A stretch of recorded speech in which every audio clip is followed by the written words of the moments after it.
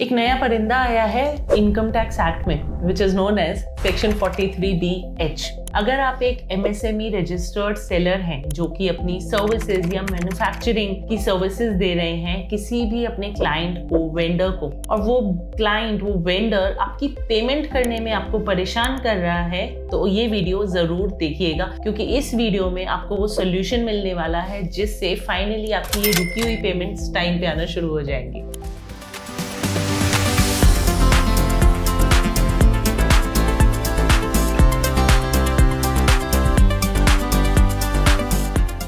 Hello everyone, this is CA Gunjan Hirani and I hope कि आप लोग बहुत बार सुन चुके होंगे अभी तक ये particular section which is section 43BH। आइए जरा गहराई से जानते हैं कि ये सेक्शन क्या कहता है और क्या कहना चाहता है एक्चुअली। सेक्शन 43BH के हिसाब से अगर आप एक सेलर हैं जो MSME में रजिस्टर्ड है सर्विसेज देने के लिए, मैन्युफैक्चरिंग सर्विसेज प्रोवाइड करने के लिए, और आपने अपना MSME सर्टिफिकेट अपने बायर को या अपने वेंडर को, अपने क्लाइंट को दे दिया है, और वो बायर आपका जो MSME सर्टिफिकेट है उसको देख लेता है, उसके बाद भी 45 डेज के विद इन या फिर उस फाइनेंशियल ईयर एंड के होने तक आपको पेमेंट नहीं करता है, तो उसको वो खर्चा डिसअलाउ हो जाएगा अपनी इनकम टैक्स रिटर्न में इफ ही डजंट पे you that money before end of 45 days या फिर 31 मार्च 2024। यानी कि अगर आपने इनवॉइस रेज कर दिया है 15 फरवरी 2024 तक, कोई भी इनवॉइस अप्रैल 2023 से लेके 15 फरवरी 2024 तक के बीच में आपने इनवॉइस रेज किया हुआ है जिसकी पेमेंट उन्होंने, आपके वेंडर ने आपको 31 मार्च तक नहीं किया,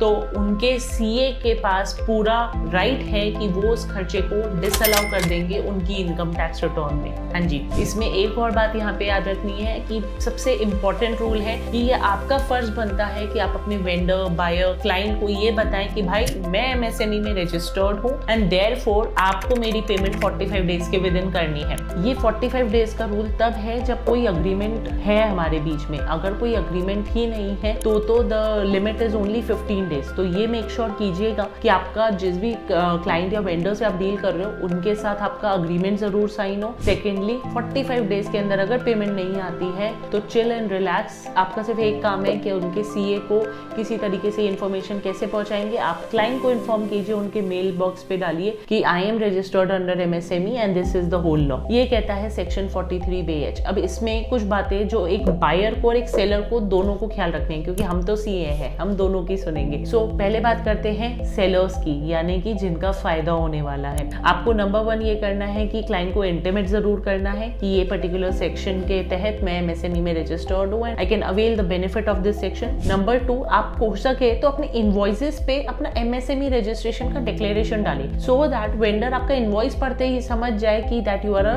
MSME registered entity. This will help you a lot to get those pending payments. ये दो चीजें अगर आप करते हैं तो आपको डेफिनेटली बहुत हेल्प मिलेगी अपने बिजनेस को ज्यादा बेटर तरीके से कंक्लूड करने में।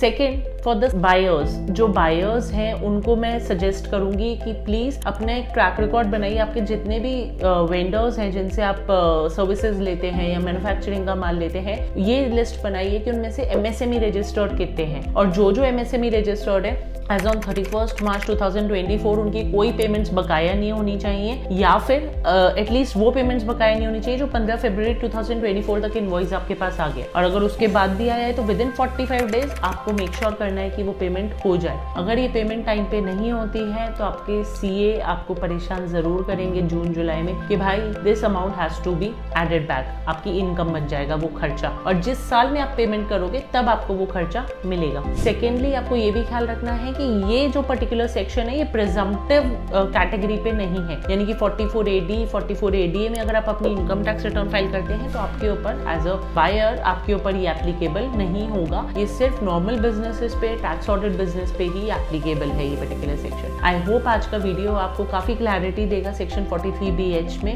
नीचे डिस्क्रिप्शन में हम एक एग्जाम्पल भी लिख रहे हैं जिसके तहत आप बहुत ज्यादा क्लैरिटी से समझ पाएंगे कि क्या इस सेक्शन की डिटेलिंग है। Thank you so much.